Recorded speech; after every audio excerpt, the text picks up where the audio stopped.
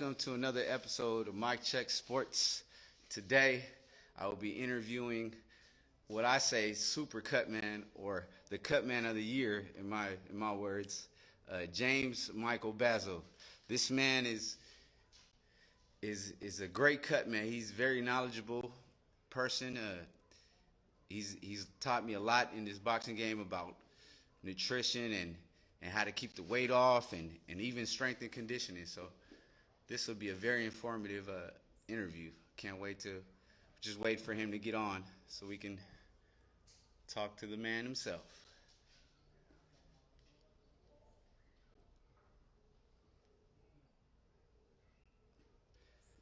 Just waiting on Baz.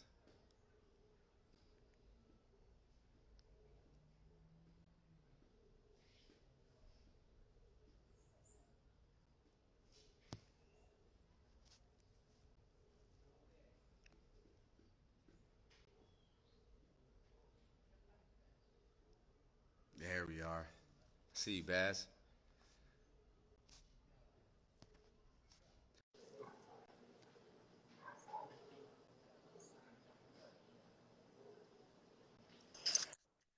There That, he is. There he is. that was easy. That was easy. Uh, how you doing, Basil? Good. How's everything? First question before we even start the question, I just want to say, how have you been? How's life? I know you were part of a big fight yesterday. This was real epic. Just how's life? How's your family?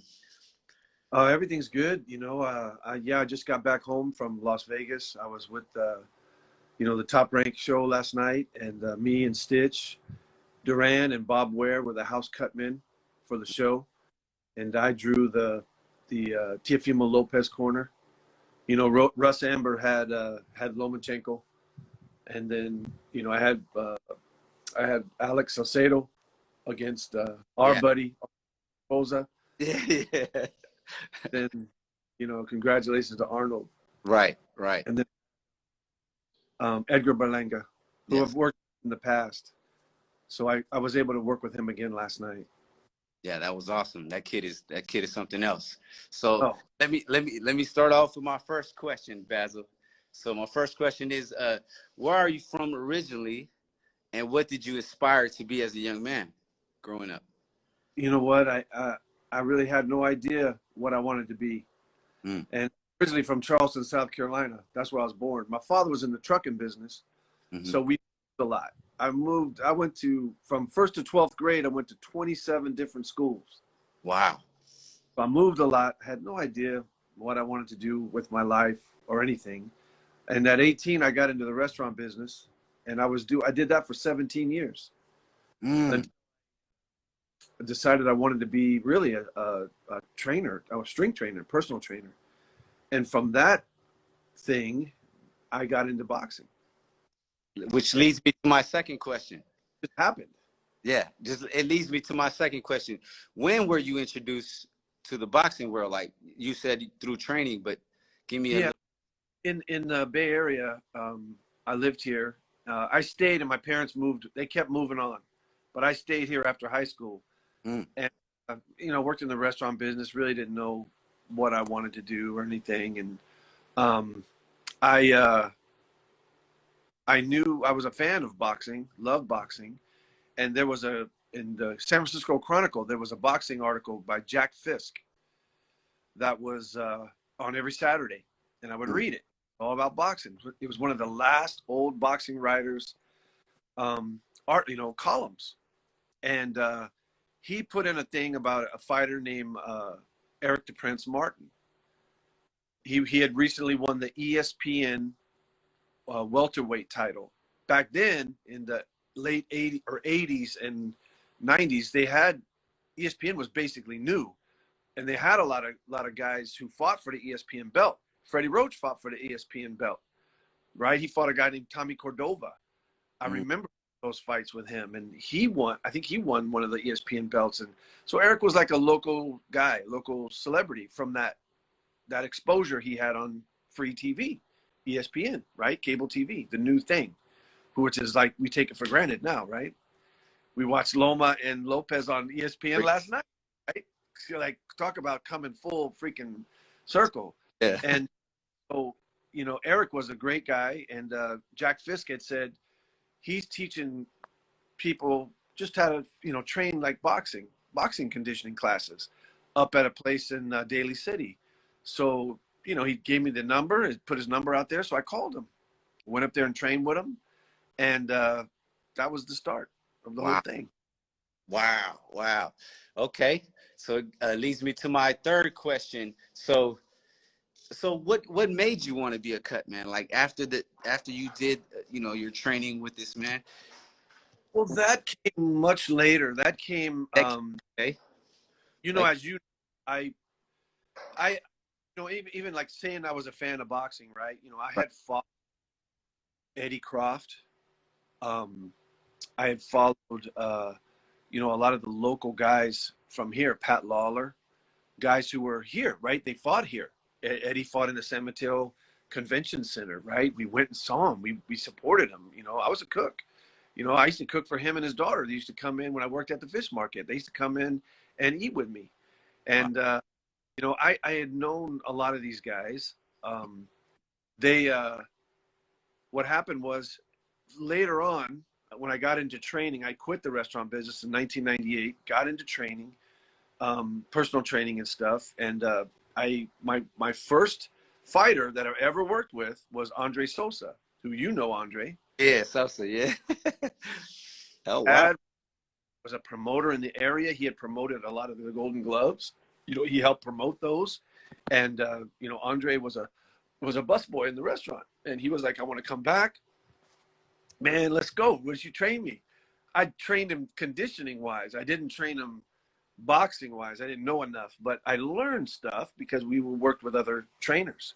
So I got exposed to a lot more of the inside world of boxing, that gym, more than I did with working with Eric. Mm. The thing was when later on Brian Schwartz and Eddie Croft opened Undisputed Boxing Gym in 2006. Right. 2005, I had trained. I had co-owned with Eloy Ramirez Gladiators Gym for about 2 years. Know that. Wow. Yeah. Eugene left. Eugene Jackson had owned it, and then he decided he had it up fighting and that. So he said, "You guys can get it, take it." Eloy and me took it, so we ran it for 2 years. Still ran it, to this day. He's part of it, but it's anyway. Long story short, Brian and Eddie opened Undisputed Boxing Gym. I joined them. I joined their collaboration with that. And what happened was it was a boxing gym. But in 2005, they legalized MMA in California. So I had trained Eugene Jackson and another group of MMA guys, conditioning-wise, to fight on the first show in San Jose. That was when Frank Shamrock fought Cesar Gracie. Remember that one? Like everybody came. It was sold out. It was a great event, right? 2005, man. This is like fight game is back. But I trained those guys, right? When we opened, we were boxing. I don't know shit about MMA. What come to have it because of that show and the extreme popularity of MMA in the Bay Area, nobody wanted to box. Everybody wanted to do MMA. So of course, Brian was a world champion kickboxer. Eddie was also a professional kickboxer. He was a martial artist before he became a professional boxer. Wow, I didn't know. Oh, okay. Knowledge to train these guys, and then I would do the conditioning, with them based on my other past experience with Eugene, and Eugene would bring guys to the gym. It was like we started kind of doing this stuff. I was not a cut man, didn't do any of that stuff. Right. We went to a Strike Force because Brian and Eddie had a relationship with Scott Coker from Strike Force. So he was putting some of our guys on his shows. And, they started to implement the UFC style of implementing their own cutmen. Okay. Guys that would wrap the guy's hands and work the corners. So anyway, we go there and one time and guys wrapping our fighter and he goes, and this kid's name is Jesse Jones, he's not fighting anymore, but he's also a trainer now. I think he works for Base Camp. up in Burlingame. So he's stayed with the game and stayed with training. But he was the fighter at the time. And we were, when the guy wrapped his hands, he's all cool, man. He's like, hey, I'm going to take care of you. Don't worry about nothing. Everything's cool. We're walking out to the fight. And I go, hey, man, he's wrapping another fighter. And I go, hey, man, we coming? You going? He goes, I can't go. I got to finish this fighter. But I'll meet you guys out there if I get done. I go, meet us out there? What? So Jane, who to this day is a cut woman, works for Kunli, works for Bellator. Okay. She, and I cannot pronounce her last name, and I don't want to hack it up right here, but Jane, who's very well known, she gives me a crash course and, hey, here's some gauze. No medicine, but here's gauze. She let me borrow an Inswell. She goes, just apply direct pressure. Do the best you can. Clean it, apply pressure. That's all you can do. Okay, go. And luckily, our fighter knocked the guy out in the first round. He didn't get cut or anything, or bruised or anything. And after that, me and Brian said to each other, we will never get caught with our pants down again. right. I'm going to learn how to rap. I'm going to learn how to do cuts. And that's it. So that was okay. That led me to my fourth question. You said 2007. It says, when was your official first Cutman position? But that really wasn't. It was more of the on-fly type stuff, right? On fly. And I started learning. And then in 2000, I kind of did it and worked in a lot of the amateur shows. And, I worked with, even before that, I had worked with Eloy Ramirez. I was a bucket and stool guy for, years. That's what I did. No one put the stool in faster than me. No one put the bucket in quicker than I did, right? I was pride in that little job, but that was the thing, right? And take pride in everything you do. Try to assist the corner the best you can. Don't get in the way, and let the coaches do their coaching, and do what's best for the fighter always. So went through all that, and then I don't really recall, but I started working. I started doing them. I worked cuts for Santos Soto, who trained by Eddie Croft, and I actually worked the first pro fight of Melissa McMorrow. And okay. It's Santos. They fought at the Playboy Mansion. Wow. Eddie was the trainer. I worked for a lot of different guys, local people, but no one really got cut. Never really worked a big cut or anything like that. Some swelling, things like that. Wrapped hands at the gym, wrapped hands for the amateur fights. Best getting better, learning all the time, getting better by doing, And then I think I started working with Donito Donaire as a strength coach. And then, I became his cut man too.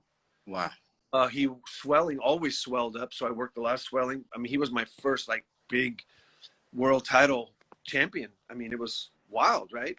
Right. Well, he got Robert Garcia to work. And I remember when Robert Garcia was there as the trainer, we were in the gym at Undisputed. He was sparring and he knocked out a kid with a left hook, obviously, from Detroit.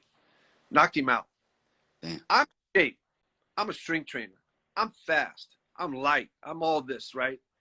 Robert was in the ring before I was like, Robert was already in the ring, had the guy, and was telling me what to do. Baz, bring me some ice. Baz, bring me this.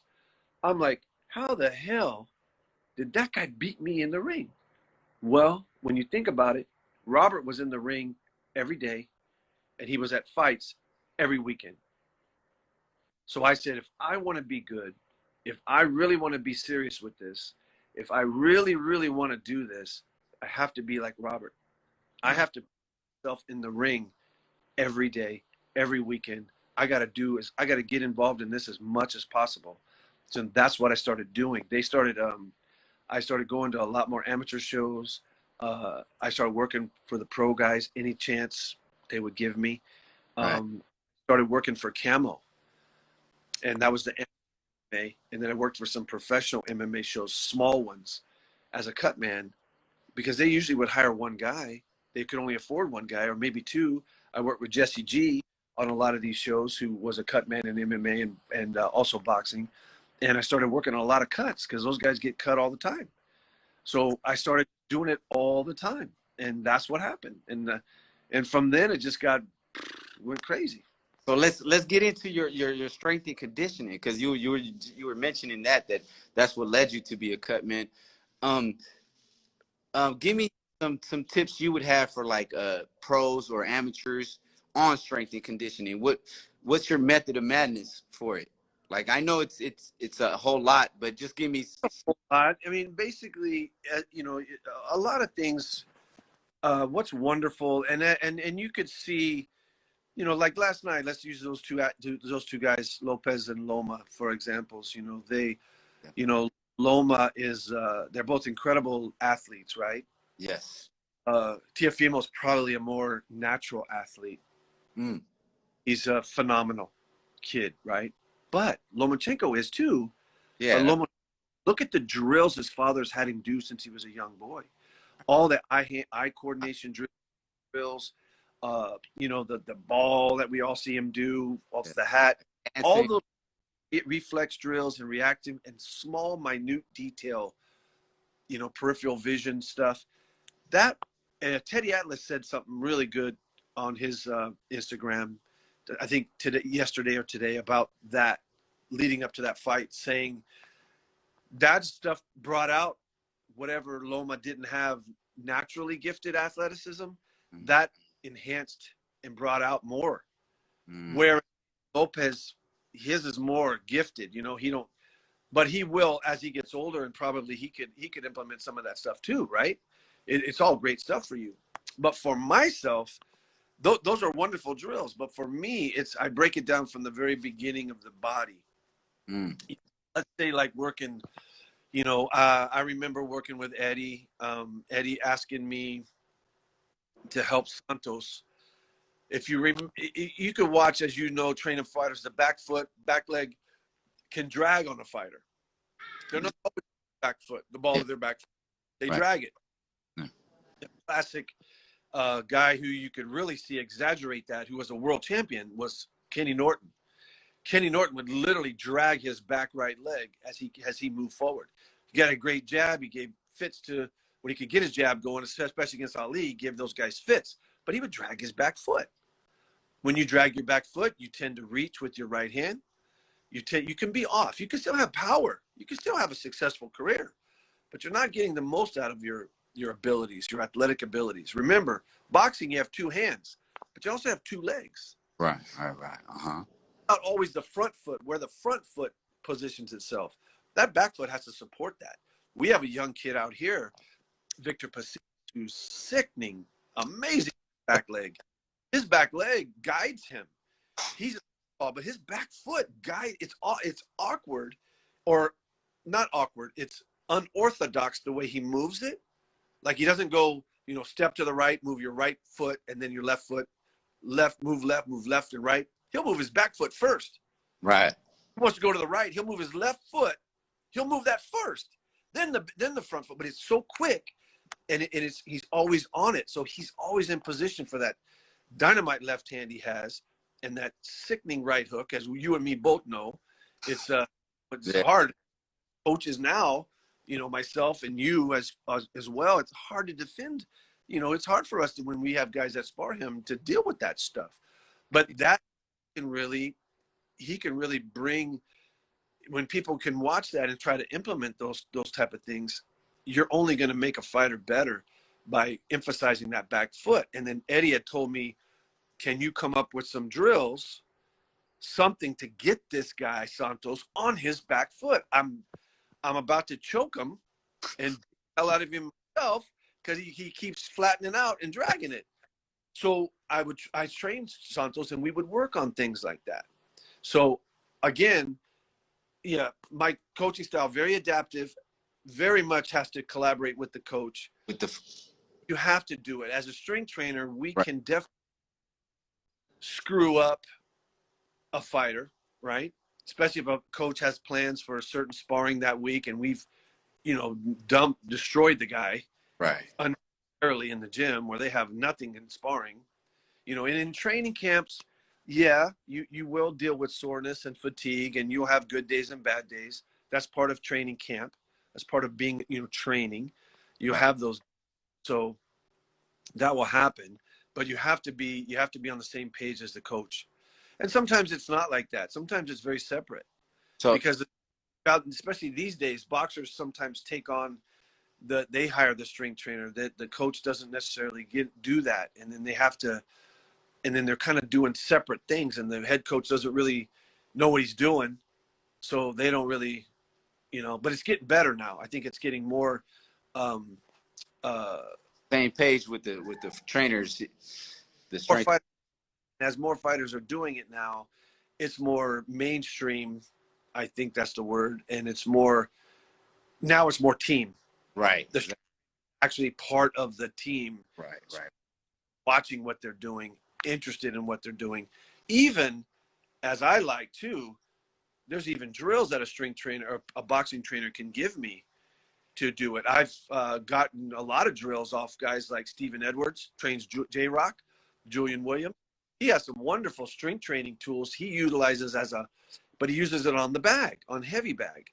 So actual boxing techniques, but they're actual strength training moves. And, you know, I've gotten tools from him and even some from some fighters, you know, Lipinets, learned some things from him, from stuff he likes to do and implement in his own training. Sergey, when he was training, he would do his boxing training. He would do what I asked him to do, but he would always, without fail, do what he'd always done. He never subtracted what he believed helped him too. He was open-minded with what we did, but he also loved, you know, he would do the tried and true stuff.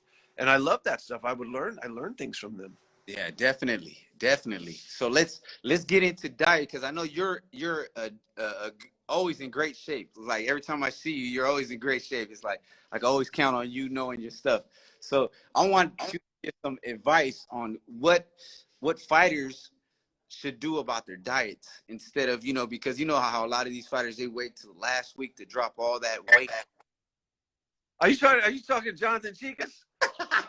We'll get into that in a second. We'll get Jonathan here to talk to John, man. We need to bring John on that for this one. Yeah, so just give me some insight on what you suggest for pro fighters, even amateur fighters, a diet. Well, last night I worked with Perfecting Athletes. They did the nutrition. They do it for, I mean, MMA, boxing. They did it for Teofimo Lopez. They're also doing this. Michaela Meyer, Terrence Crawford. I mean, you go down the line. Jarrett Hurd. They got top names that they're working with, and they're also working with a lot of MMA, you know, UFC fighters as well. And they have an awesome team, and they deal with the nutrition aspects of it. They see what's the weight, what's the starting weight, what's the weight you need to train well in camp. What's our fight weight? What's the contracted weight that we have to make? You know, and they implement the meals for all that. You know, it's a day in, day out routine. But Okay. A lot of young guys coming up, they can't afford those type of things. They work.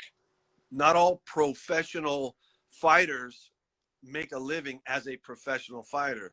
Right. That's a blessing, right? And that's at a certain level that they can do that. A lot of them work. Right.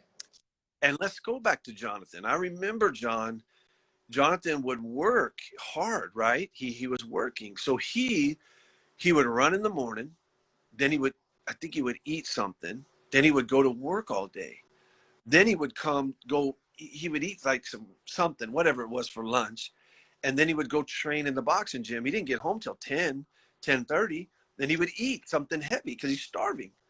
But then he'd go to bed and he'd feel like crap the next day. Right? So we tried to switch it up with him when we first started I started working with him. Very simply, I started adding supplements. And then at the time, and I still do, work with SNAC, you know, Scientific Nutrition for Advanced Conditioning. They're not necessarily a nutritional company as far as food is concerned, but it's supplements. So I started adding something for Jonathan. So I'd say, John, you got to eat something before you train. Even if your lunch, you're going to need to make it, take it, eat a more heartier meal. Then you'll have a shake. We started doing the protein shakes, Right. and a light meal, not a heavy meal, a lighter meal, more of a vegetable-based salad with some protein after his training at night, because he still had to do the work, his job, everything. Right. So we did that, and then I would say do your protein shake after your light meal. Then let's see how you feel the next day.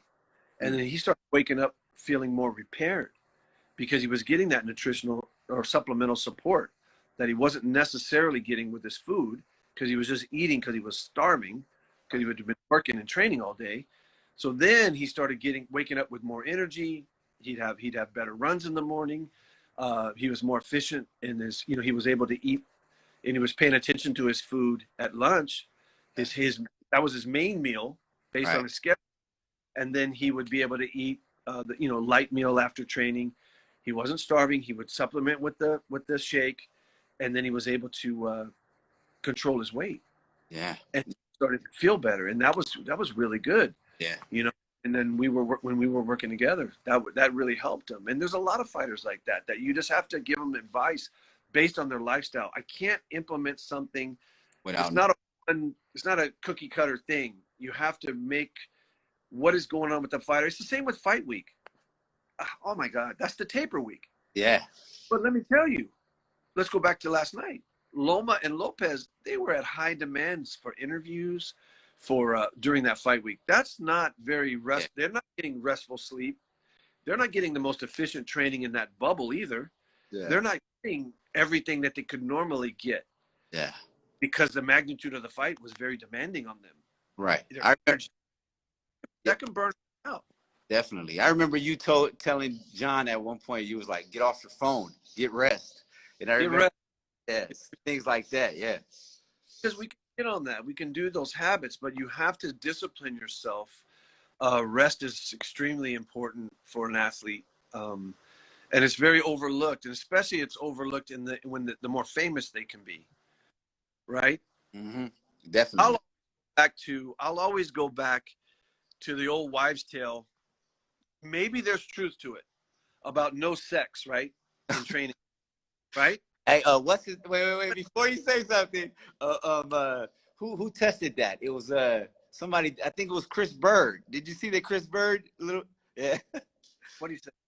He tested it. He actually had sex before the fight, and he said he actually fought better. But right, who I work with Snack, he'll say, have all the sex you want. Your sperm is zinc, man. He goes, if you do it, then eat some oysters or take ZMA, right? Get this, put it back in your body. If you expend it, put it back in. Right. Right. But I think what real reason that became a kind of like a myth, that myth was born, was because fighters, probably I would have to deal with it if I was your trainer, Christian. I'd probably do this with you. Was if we were out of town at a fight on fight week, right? We're at a different town. You're out catting around chasing new women, getting the sleep you need. But if you got it in your right, because you're out there, oh man, there's girls everywhere. Right. I'm a fighter. I'm in a new town. They like me. They come after me. You're staying up late doing what you're doing, right? I'm getting the rest. Makes sense. Yeah, makes sense. Get it in the fighter's head that the sex is going to make you weak. The fighter goes head. They don't play around. They don't think about that. That's why I think that thing was actually myth was born. Sounds like it could be because logically probably not. There's probably not true. Yeah, like, it makes your fight want to if you expect fighter's mind fight not because you never know how they could react. Yeah, you don't know. All right, this is question number 7 or 8, I think. And let's see what you got for me on this one. Tell me a horror story about losing weight. Like, what was the most weight a fighter had to help them drop? God, there's been in the over 15 pounds. It was hell. I won't say the name of the guy, but it was. I've had that a few times, and Wow. it's been rough, you know. And And what did you do to help them make the weight? we do it in stages. You got to do it in stages. I mean, it's at that point, it's a real rough. It's a rough time, you know, and um, it's tough, man. I mean, it's not easy. You know, I don't. As a fighter, you know, sanctioning bodies, WBC, IBF. You know, IBF has that 10 pound rule. You know, in the morning of the fight. Right. But WBC, WBO, they all concede that a fighter can be 10% above the contracted weight class. So, for example, a middleweight at 160 could literally weigh 176 going into the fight. Right.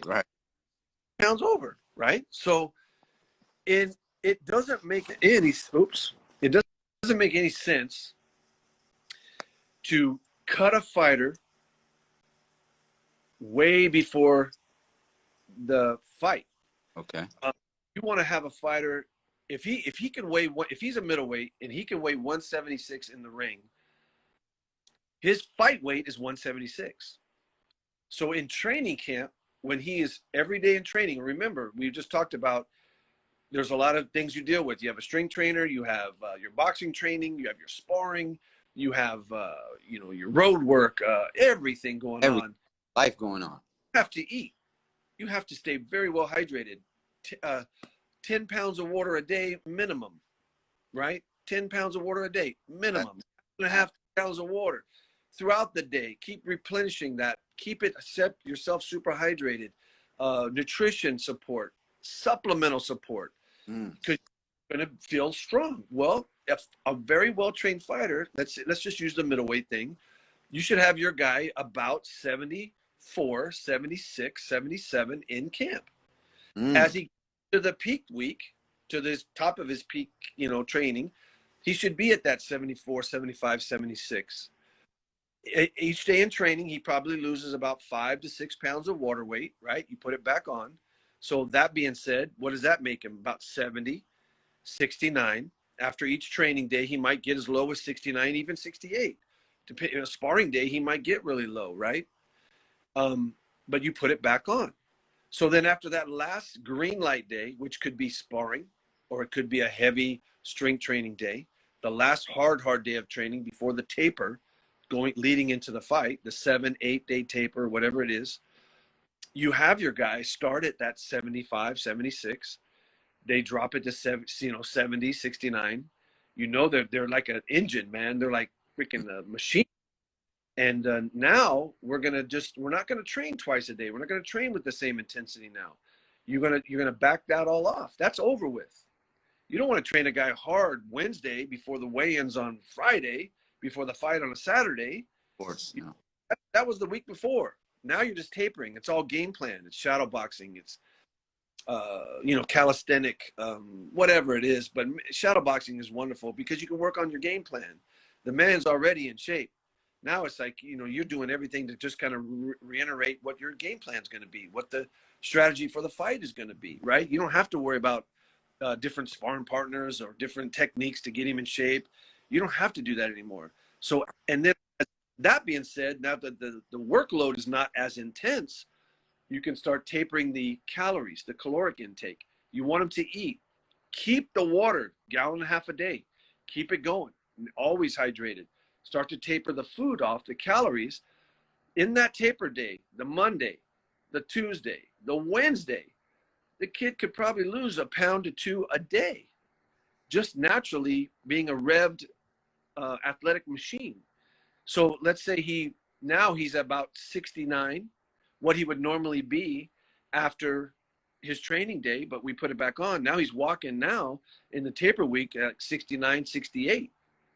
And then as we get to that last Thursday, the day before the weigh-in, just give him a fast.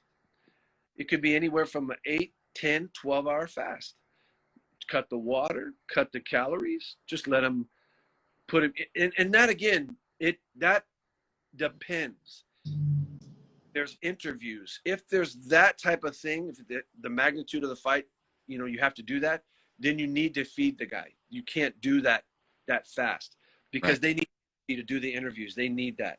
And you're gonna burn them out. If you do the fast, you wrap them up in a towel, sweats, you lay them in a room, you put them to bed. You try to get them as much rest, hibernated rest as possible.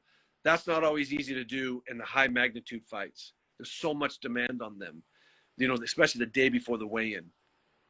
But if I can get a guy, I'll say a middleweight, we're still talking about a middleweight here. If I can get weight cut part, which I usually do a bath, is a hot bath, an implement, you know, hot bath in the bed, hot bath, you know, 15-minute intervals. You've seen me do it. You know, we've done it before. I'll take a guy 7 to 8 pounds off water weight. Yeah. That, then they're on weight, and then we just make the weight and put it right back on. Yeah, You know, yeah, man. that's the key, is not to, you know, not to burn them out. You can't, Right. you can't kill them. You Yeah. don't run them. That shit's over with, man. And all you're doing is losing water anyway. So if you run them, Yeah. you kill them, micro tears in the tissue, and that's not easy to bring back. I got some lights, man, like a real camera audience here. All right. So now we're going on to I guess this is number 9. Tell me your association with Snack and how you got to Snack, and you know. Well, that came through. You know, I had known Victor's daughter, Veronica Conti, through a mutual friend at Undisputed, and but I never met him. I used to train, actually, personal train, and I did a boxing class at World Gym, which was right across from Balco in Burlingame. But I never met Victor. I didn't even know what Balco was. I'd heard stuff about it, but I didn't know what it was. And I was working with Nonito. We had been together about 3 fights, I think. And Nonito ran into Victor at the bank. And he came to the gym. He said, "Hey, Baz, I met this guy, Victor Conti. What do you think about him? He wants to meet. And I said, you know, I don't know him. I know his daughter. I go, I think it's worth a conversation. Why not? If he's willing to help you in some way. Because Nonito at the time was when I met him, he was a 112-pound champion, but he had moved to 115, and he had won the interim junior super flyweight, but he wanted to then move up to 118. And he wanted to do the Pacquiao route, right? He wanted to go up 118, 122, 126, 130, all the way up. So he wanted to get stronger and everything. So he talked to Victor, and then that's what happened. I was not involved in the initial, it was Victor and Nonito. I was not involved in any of the Snack training. He would go to the place. After the Rigondeaux fight, Nonito and Victor broke. They broke up. They just, whatever happened, they didn't work out. Victor came to Undisputed, and he asked me, would I and Brian Schwartz want to continue? He wants to continue to work with fighters. He wants to make this big. Would we be willing to help him? And we said, yeah. So that's when Victor started subleasing from Undisputed. He brought in the bubble, you know, the Snack, the hypoxic dome, machinery, stuff like that. We started training guys like Sean Porter, you know, champions like that were coming to the gym. And that's how it started, really. And then I continued to work with him. And for 10 years, I was with him until this pandemic kind of put the brakes on everything over at Snack. The last real training camp at Snack was Sergey Derevchenko against Triple G. Oh, wow. Yeah, he did great that fight, too. Yeah. That was the last I actually trained there. And that was, you know, that was 2019. And then there's no one been there this whole year. I don't know if they're going again. I'm not sure. But he helps from afar. I'm not really a part of that anymore. But I do, you know, I support him, and I rep him as much as I can. And, you know, I believe in the products, that's for sure. You know, they're very fine, but tried and true. You know, you cannot knock the track record of the product. Okay. Now we're going into, I know we spoke earlier, you spoke on Edgar Berlanga. Tell me your position in his team. Like, I know you're the cut man, but I know you have a lot of. Well, I met him when Sergey was out here with training for Triple G. Edgar was one of the sparring partners. Wow. So he was obviously a different animal than Triple G, and he was big. He's a 68er. So he would get a couple rounds with Sergey, and then they would implement other sparring partners. But at the time, Sergey, they had an exclusive camp at Snack. So at mine and Bruno Escalante's gym, Aloha Time in San Mateo, Andre Rozier, Gary Stark, the coaches, they brought the guys over to our gym, the sparring partners. So I was able to train those guys strength-wise. So I was able to train Edgar over there. So that's when I started working with him. And then I was wrapping his hands, and then, his fight, he was like, I want you to wrap my hands, and then, be my cut man, the whole deal. And that's how it started. But I've been with him 1, 2, 3 fights. Last night was our 3rd fight together. Yeah, I gotta say, you're one of the best hand wrappers I know, man. Like, honestly, I used to watch you do it, and I picked up some things from you. Thank you. And that's doing it every day. Really, I mean, wrapping Bruno Escalante every single day, of his training, wrapping all these guys, and that was the whole thing. It's like, you got to do it to get good at it. You can't just do it at once in a while. And before, I was doing things once in a while. Like I said, I would work with Nonito. He would have a fight every, 3 months, 4 months. I'd be in the boxing with him again. But I'm not doing it every day.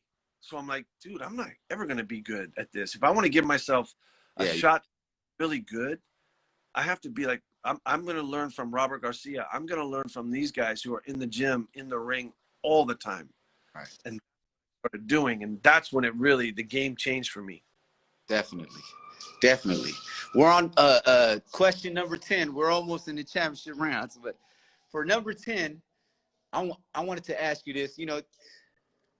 What, in your opinion, are 5 qualities that a cutman will need to be successful in this game, in this pro boxing game? I know right now it's probably very different because of the bubble, and we're not all out there, but there's several cutmans out there, and they're in other places. What advice do you have, or 5 qualities that you think they must possess?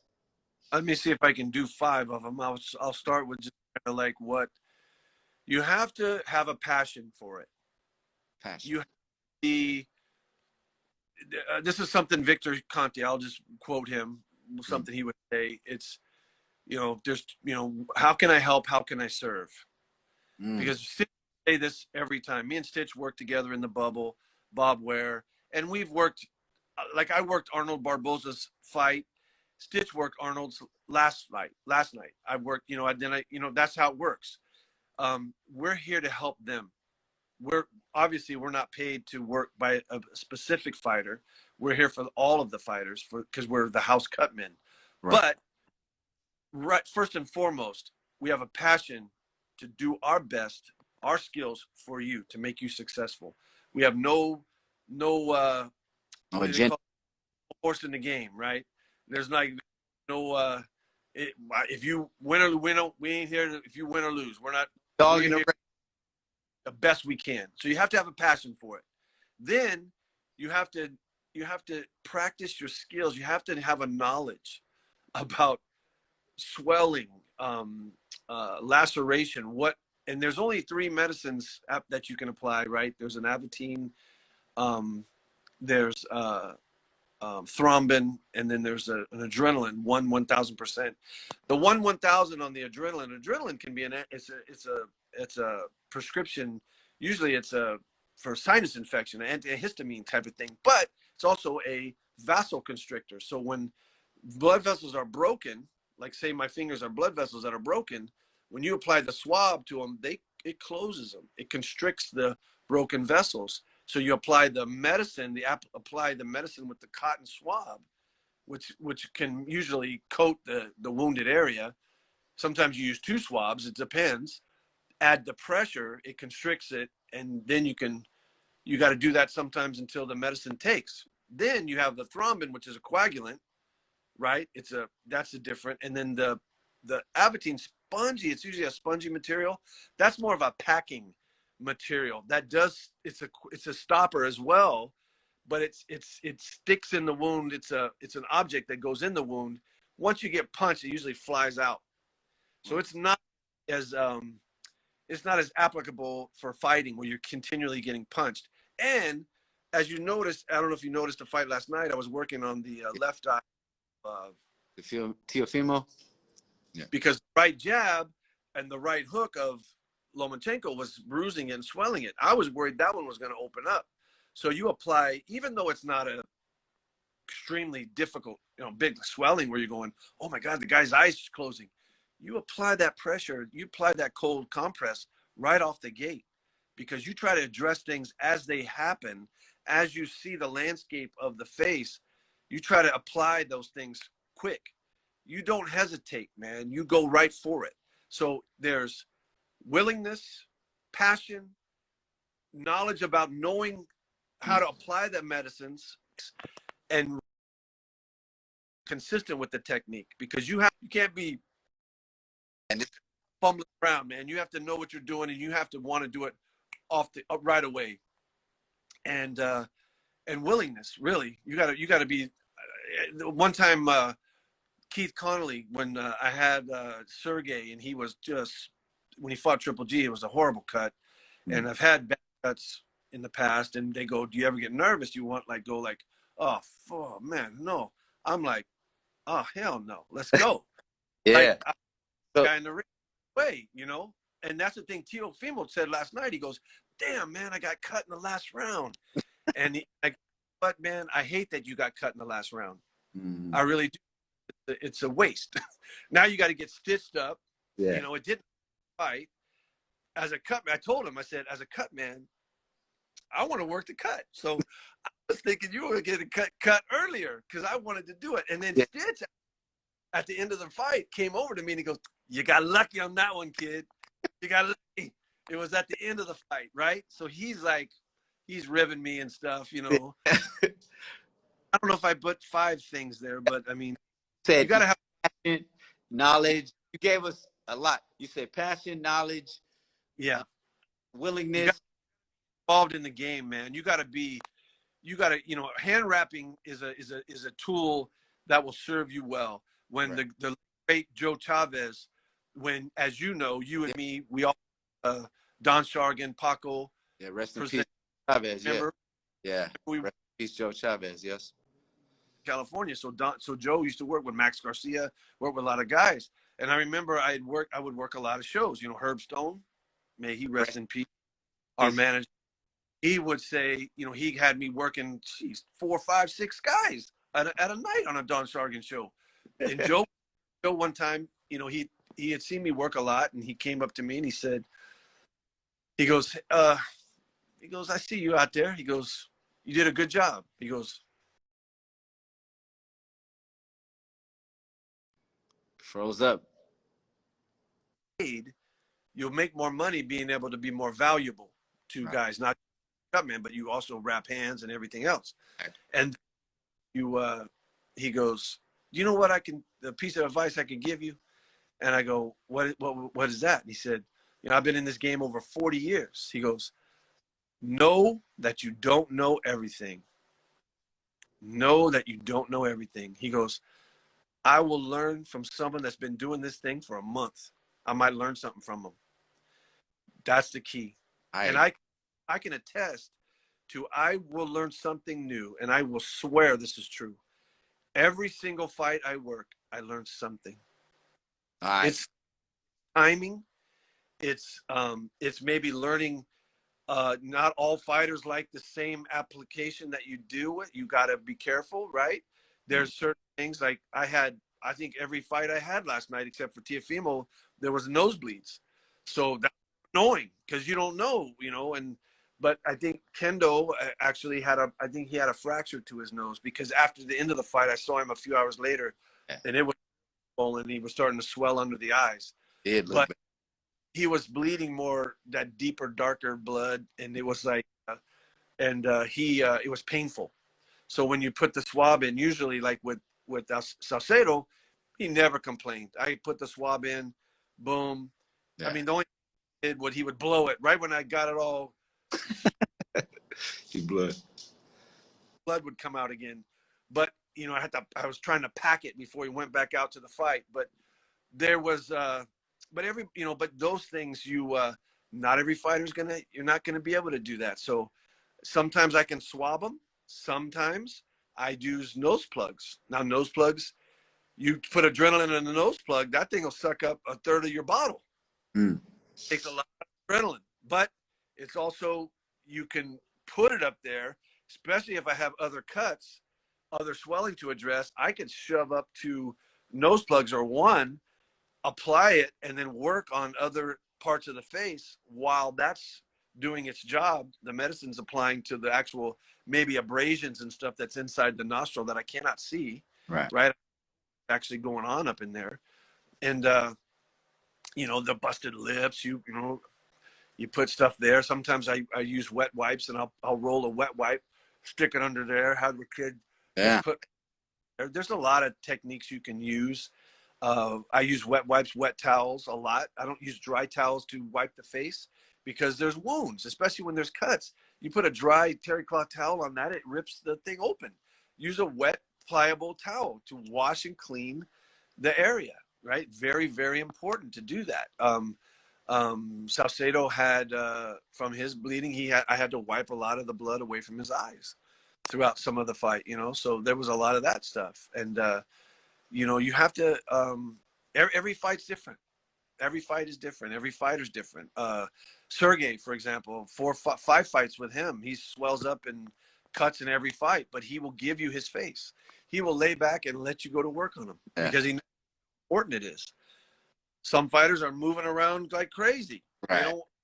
They don't want. Sometimes the trainers are pouring water on them and stuff like that. You got to tell the guys to back off. Yeah. That's all. Don't wash away all the work that we're trying to do to keep him in the fight. Exactly. And another very, very key thing about being successful in the cut game, especially as a professional, is know the doctors. Physician. Do not fight the ringside physicians. Some are great boxing people. Some are very, very green to the game. Some look at it more of a medical thing, which is not. As a guy said one time when we were training boxing with Eric Martin, we were training at a health club in Daly City called What a Racket. It's not here anymore. And we were going to a Golden Glove tournament, and one of the officials was like, "Where are you guys out of?" And we said, "Well, we're at a Water Racket in Daly City." He goes, "What is that?" And he goes, "It's a health club." He goes, "A health club?" He goes, "To be healthy, get the hell out of this sport." Health club? What the hell is that? But that's the truth, right? So some doctors will look at it like oh my God, we got to stop that. That's a horrible wound. A lot of fighters fight through that. It doesn't bother them. So you get to know. When I had Sergey in New York with Triple G, in New York, you have 2 doctors looking over your shoulders. You got to convince both of them. I was in Connecticut when Sergey fought Charlo, and that was another wounded, big, world title fight. Dr. Schwartz out there, he was a fight doctor. Hey, man, he was on my side. He worked with me. I remember him after the 9th round going, "All right, kid, you got 3 more rounds to hold him together. You're doing a great job. Keep it up." He knows what we're doing, right? He knows where it's at. He's not looking at all. Do the best you can. Keep doing your job. I'm going to let you keep doing your job. Your fighter's in the fight. Let's just keep going. Yeah. But if you fight those guys, they're humans. They get pissed. They don't want to deal with. They're trying to do their job too. Right. But if you're blocking them from seeing, they can see everything I do. That's one thing. Strength training wise, you ask me any question, I'll answer it. You watch me. I invite the boxing trainers to watch me strength train their fighter. Ask me the questions. I'll tell you the why that we're doing this for. I'll tell you the reason that we're doing this. I'll show you the application into the ring, why we're doing this, and how it will apply in the ring. I'll do all those things. The same thing with the cuts. Hey, man, you're on TV. Everybody's seeing what you're doing. You can't hide nothing. So there's to hide from a doctor his eyes are right on you, right? because everyone's watching you. So Right. there's no hiding. That just makes things worse, you know. And sometimes some things are just bad. Sometimes cuts they're bad. I mean, it could, if the fight is not, if it's something where you can live to fight another day, it's not a world title opportunity. It's not live or die in the game. You know what I mean? And the kid, stop it. So it doesn't, something that doesn't haunt the guy from later on, you know, his whole career. That's why I didn't like the no headgear in the amateur boxing. Yeah. Right. Yeah. The headgear doesn't knock Yeah. down. You get hurt. It doesn't matter. It saves the abrasions, the cuts. How many cuts did those amateur fighters get? Yeah. And if they're in tournaments, they don't stop it. They'll stitch them and they fight the next day. Well, now you got scars and scar tissue. Who knows how good these guys are stitching them up? You got these wounds that when they turn professional and they got to make a living at this, it's now money. They make a living. And believe me, the have and have nots of who makes money and who don't is a wide gap. Right. It's a wide of who really makes a living as a professional fighter and who really has money when it's over. So you have that, then you have Cutman that you better have a good Cutman, because now you're going to have cuts early in the guy's career because he has scar tissue that he you know, acquired as an amateur unnecessarily. Exactly. These are the last two questions I have for you. I know these lives, they I think it's like an hour of Okay. so. Oh yeah, No, we're not there yet. We got like 5 minutes, so I think you could get these last two. oh yeah, I get The since we were talking about the fighters, I like to always ask my interviews, what you think are the 5 qualities that a fighter needs? Because you were a coach as well, so what do you think are the you know, the 5 major qualities that to be successful? You know, you know, there's the fighter. I'm going to say the fighter athlete is the most unique athlete on the planet. You can be gifted athletically. You can have the fitness. You can know every punch in the book as far like technique wise on the bag. But if you're not that fighter athlete, you don't have that. You don't have the willingness. Again, it goes back to anything we do, right? You have to have the passion for the sport. You have to be. You got to be all in, man. all in, yes. You can't play. What's the thing? You don't play boxing, right? You don't play at this game. You don't play at it. You got to, if you want to be successful, really successful. And I think Teofimo said that in his interview last night. He said, "Hey, 23 years old. I'm the youngest one of the youngest guys to do this, become undisputed. It's because he has the passion for the game, right? He absolutely has his goals. So you have to be the fighter athlete for one. You have to have that ability. I don't know, what does that fighter athlete entail? It entails a lot of intangibles. Being able to take the pain of that. I boxed. I am not a fighter. I knew that from the beginning. I would spar and want to go. I used to tell Andy Vences, we would talk about this. We drive, and Andy was one of my guys, and we were driving to Cache Creek for not Cache Creek, but Tachi Palace for one of his fights, and we were driving, and he said, "Baz, how come you never did this seriously or whatever?" And I said, "Because I wasn't a fighter. I loved it. I could practice all the punches. I could do the conditioning. But when it came to sparring, I wanted to go to bed. I had headaches, man. These dudes want to go eat lunch after it's over with. They could beat each other's brains out in sparring, and they're fine." Hey, Baz, got 1 minute, Baz. So look, what we're gonna do is I'm gonna get off, and then we're gonna get back on and continue, so we can finish off these last two.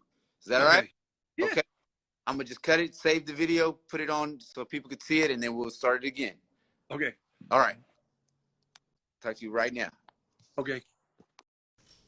Part 2. It's a great interview with my man James Michael Bazzel. This is a very informative interview. That's why I wanted to bring him on, because I know Baz has such knowledge, great knowledge to give out. Here we are. Go.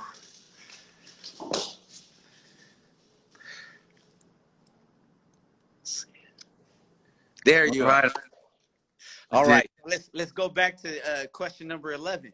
It was the fighter qualities. Hard for me to give 5 things because it's so subjective, and Right. it's so I there's so many That's intangible to be that fighter athlete. Again, I would say it is the most unique special athlete on the planet. It's different than any other athletic thing. And like I said, you can be wonderful skill wise and not be a great fighter. You can have all the punches in the book, look fantastic, and can't fight a lick because you can't take that pain, or you can't, that fear, overcoming fear. I mean, a fear, like, I don't even think it's overcoming fear. I'm not sure if a fighter ever really yeah. loses that, but Yeah. there is sort of a, Yeah.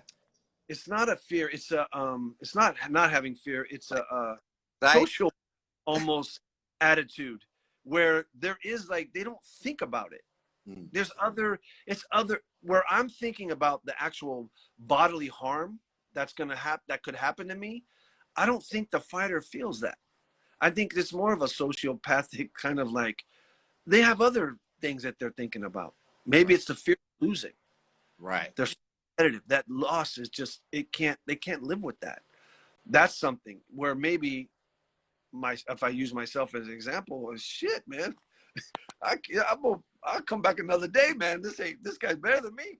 I'll get my ass up. This don't feel good. I don't think I want this one in for me. That's a different, right? It's not like a scoreboard where, Right. hey, man, I'm gonna get that last basket, or I'm gonna try to score that. I'm gonna get as much points and make this thing. I'm not gonna get blown out, or I got my teammates that maybe they didn't do their job, or, man, boxing or fighting sports, it's just you. You have your team, but they bring you to that point, and then it's on you. Yeah. Man, what a But just let's try and get 5. Like you're that. I mean, having the I don't know, ability to take the punch, ability to take the pain, the dedication that it takes. That's huge. You can't play with it. You can't play around with it. You got to be dedicated to it. Everything you do has got to be to the best interest of you as a fighter, as a boxer, or whatever it is, a combat sport athlete. You have to have the support team, really, because a lot of things, as a professional athlete, there's a lot of great guys. You've seen them. I've seen them in the gym. Wonderful, talented. They got all the tools, but they're never going to be anything in this game because they didn't get signed by a promoter. No one helped them. It's one thing to be a great fighter, but if nobody's going to pay you to fight on their show, or they don't know who you are, that ain't there. You ain't going to go nowhere. And then life gets in the way, right? right. You get relationships, you get job, you get other things happen. You play with it because you lose the passion for it because you're not going anywhere. You can't make no money at it. You keep fighting. You're trying to learn a craft where you keep continually being put in with a top prospect. So you're never allowed in the ring to develop your skills. You can develop your skills in the gym. That's great. But it always has to transfer where you get better in the ring. You get better and better and better. And as our great Herb Stone, our manager, late great Herb Stone, would say, as the fights got harder, I remember 2013, Jonathan won knockout of the year. Andy Vences was prospect of the year in Northern California. Me and Brian Schwartz were trainers of the year together. We had, and Bruno Escalante was fighter of the year. All Herb Stone's guys. Right. And saying, okay, big deal, right? It was just a little local thing. But we were all fighting. When Don Shargan was fighting a lot. I think Bruno fought 5 times that year. But everything was going along great. Jonathan had knockout of the year. We go through this whole thing, and the whole thing, he goes, it's all going to get harder from here. These guys are going to get in tougher fights. They have to get better. They have to improve. We're giving them fighters now that are going to they have to improve on, not blow out. They got to improve on. They got to get their skills, got to work in the ring. But on the same way, you guys got to get better too. pointing to me and Brian as trainers. We have to. So I think what helps a fighter, let's go away from the actual aspect of the passion of the fighter, the willingness to be dedicated to the sport, skill, obviously, chin. You also have, it helps to have a promoter believe in you, to be signed as a professional, to have that jump, to have that that support, and to have a team, not just a great head trainer, but also nowadays a great strength and conditioning guy, someone that if the head trainer don't wrap your hands, you make sure you have a guy that can wrap your hands. You have the nutritional support. You have the knowledge of what it takes to be a well-rounded athlete. All the support and systems. Those are two aspects that are very key. Your team and your promoter. Because promoters sign these guys, I've seen it all the time, and they don't even know who the freaking team is. They'll sign a guy $100 million fight, and it's up to the fighter to get to that date. However they get it is on them.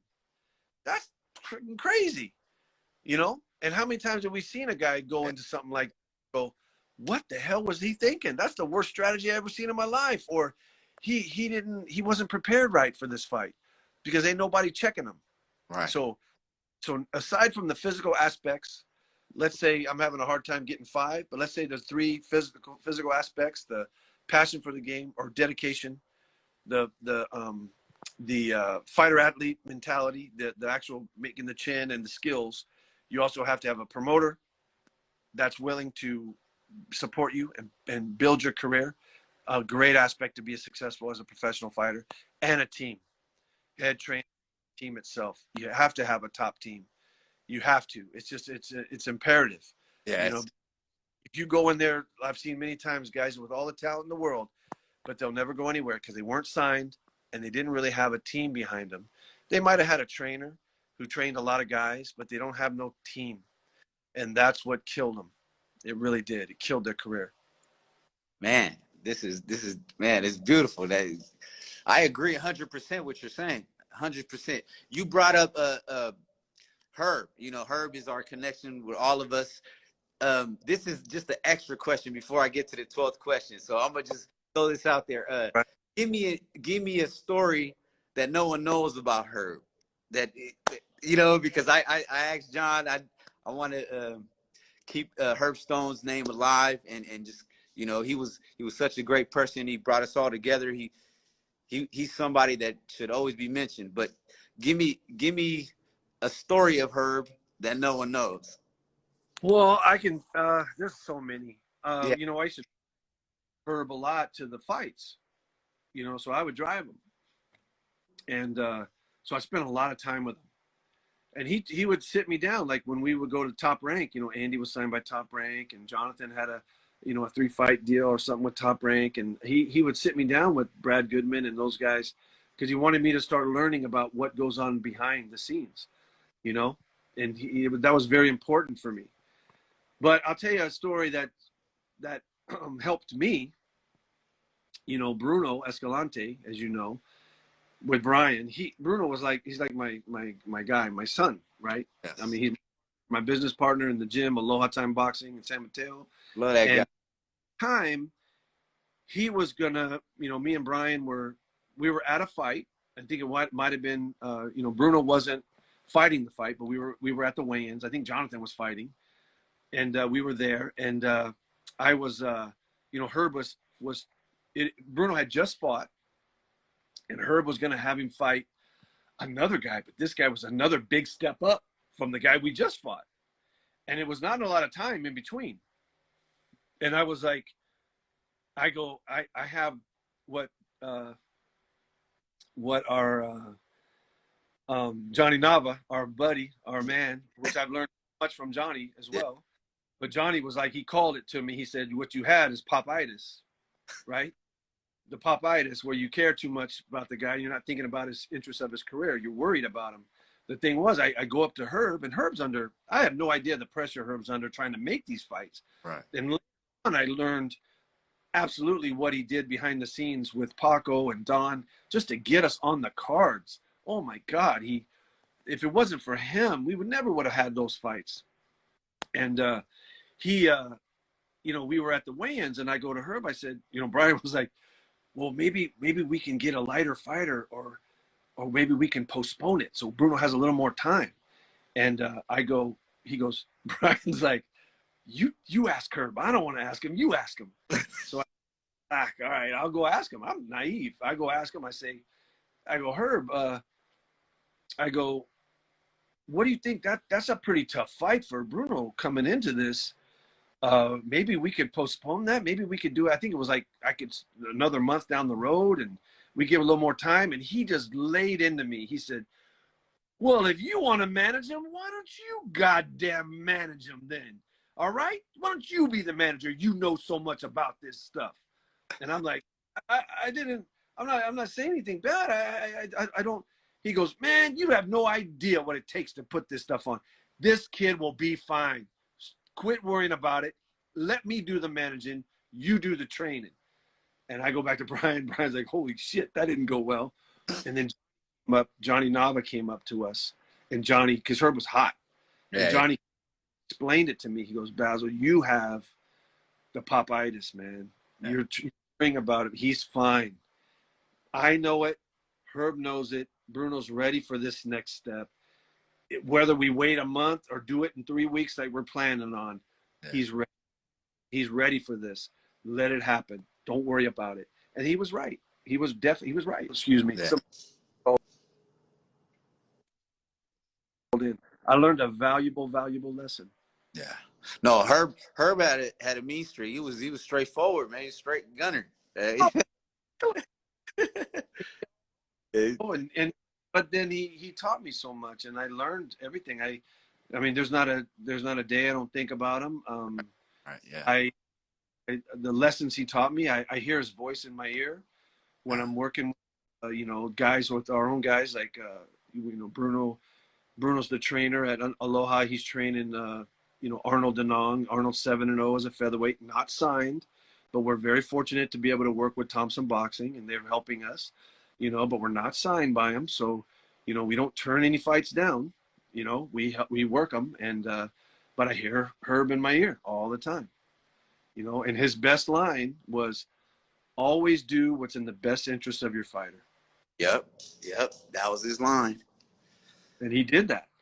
And I try to follow in that same line, same. I remember he gave me some gloves once. And he said, hold these. He told me, hold these, and whoever you meet, have them sign it, right? And I go, what, Herb? I'm not gonna walk up to people and have them sign it. And I go, how about you sign it? And then he signed it, and I still have those gloves to this day, and I have it back there. And no one ever signed those gloves, but he did, and it was crazy how he wanted me to take those to other fighters. I ended up having him sign it, so it's crazy. That's amazing. Yep. So for our final question, this is it. This is number 12. Give me your top 5 boxers all time, dead or alive. This is a tough one. Top 5.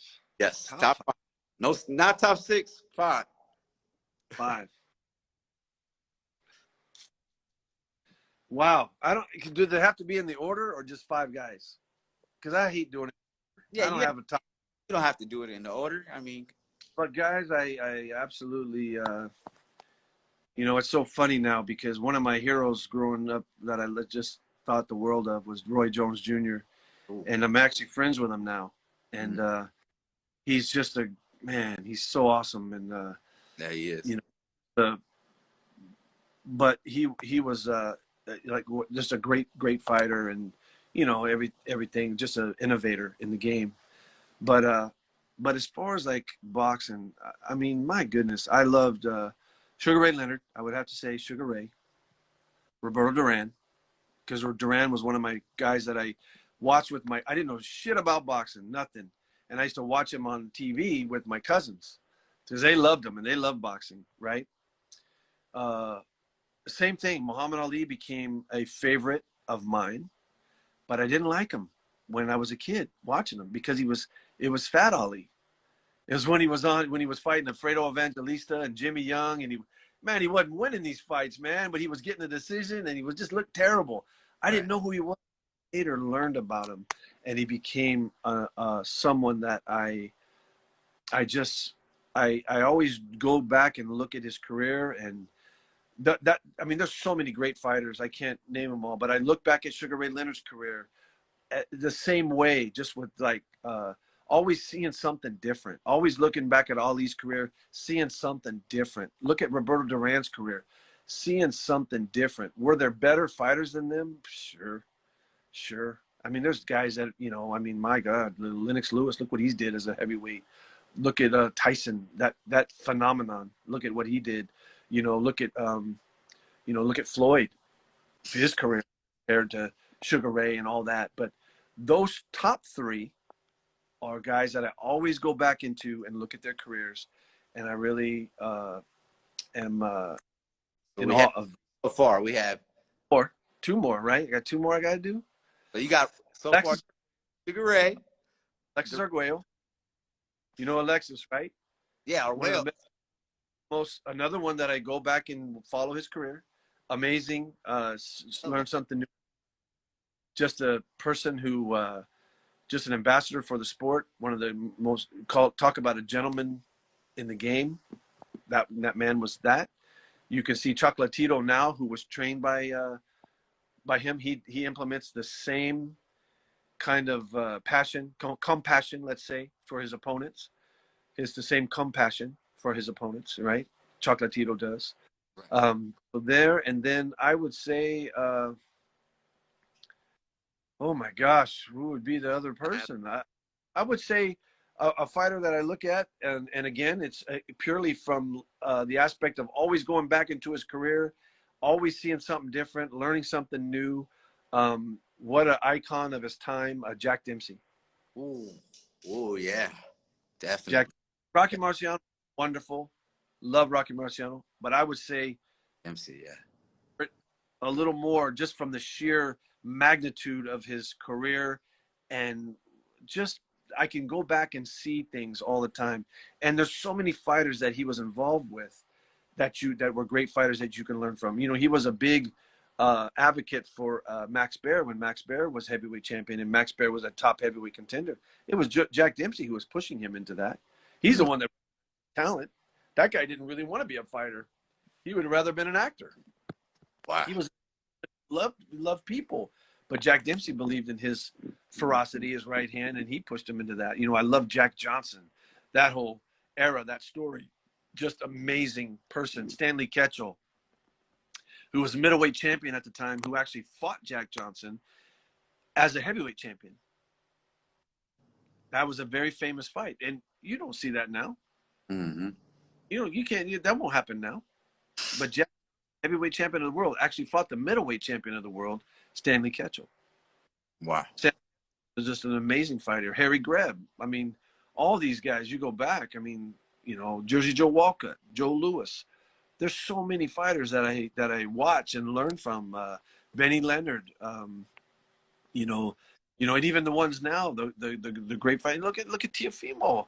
Like he was saying, like the young generation coming up, Devin Haney, Teofimo, Shakur. Wow, oh my gosh, the maturity of these guys have at such a young age. It's like when we forget that Sugar Ray Leonard and Tommy Hearns, when they fought the first time, Sugar Ray was 24, Tommy Hearns was 22 years old. Talk about lions in the prime of their career, putting it all on the line for a huge mega fight, right? We forget that those guys were young and so talented and commanded $1 million purses and $1 million gates in that era, right? 22 years old, Tommy Hearns. Sugar Ray Leonard, 24 years old. Teofimo's 23 years old yesterday. I like the fact that you named 2 Central Americans in your top 5. Oh yeah. Oh man, you can't. And the Brad Panama and Arguello. Yeah, you can't. I mean that era, Kid Chocolate. Yeah. I mean, the real. I mean, these guys are just unbelievable fighters. And Manny Pacquiao now, and get the Filipino. I mean, God, Nonito.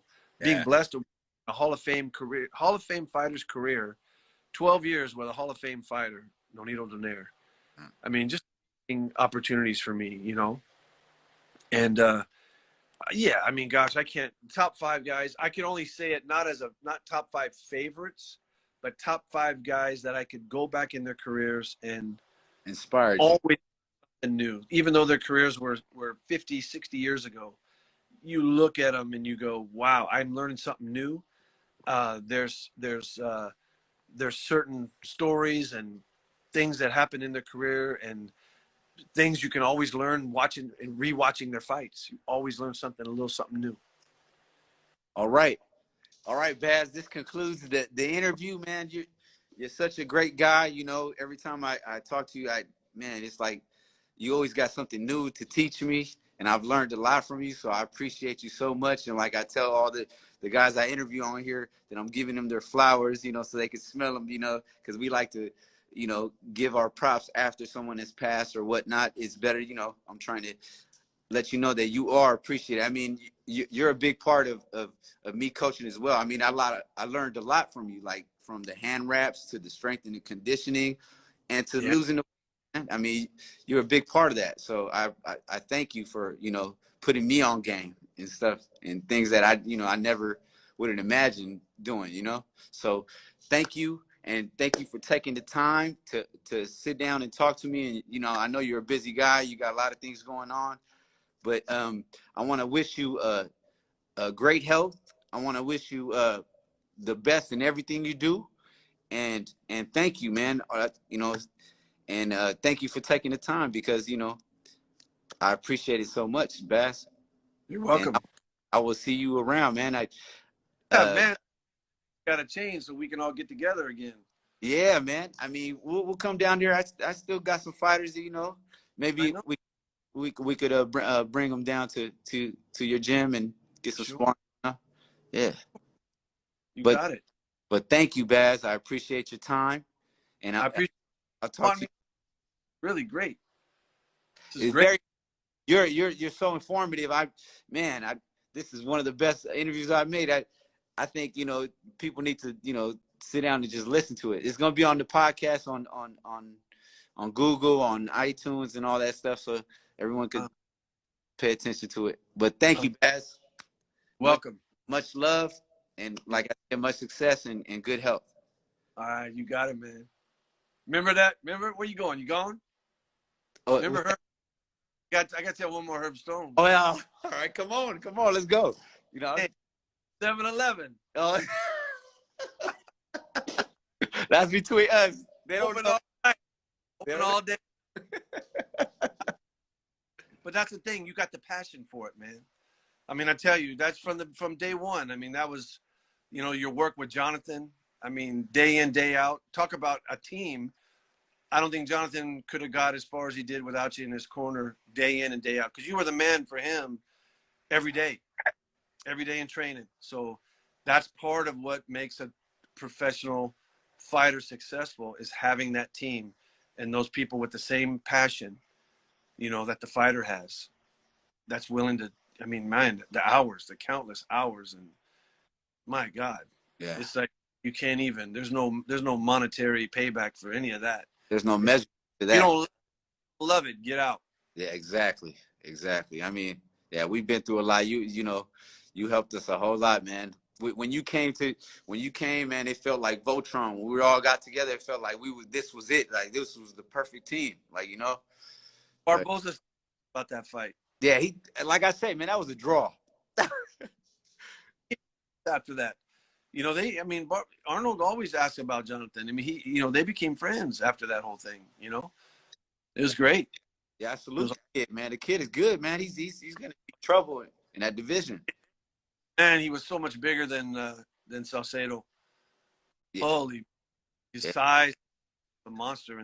Yeah, John, the only one that really like set him down. I mean, that was more of like off balance. Well, Jonathan can punch, and I don't care what anybody says. Jonathan can punch. Fight night. Yeah.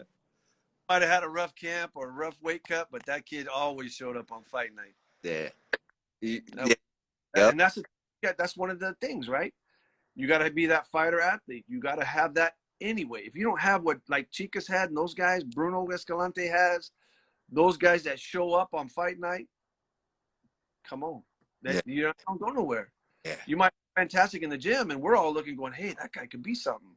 But in the fight, you got to, regardless. You got to show up with lights on. Yeah. Yep. Regardless of the preparation. Sometimes we don't get the proper preparation that we need, you know. But you got the fighter that's willing to show up on that night. Whoo, man. Yeah. Blessing. Yep. All right, I won't keep you no more. I know you gotta go. Love, man. Love. All right, brother. All right, man. Take it easy. You too, bro.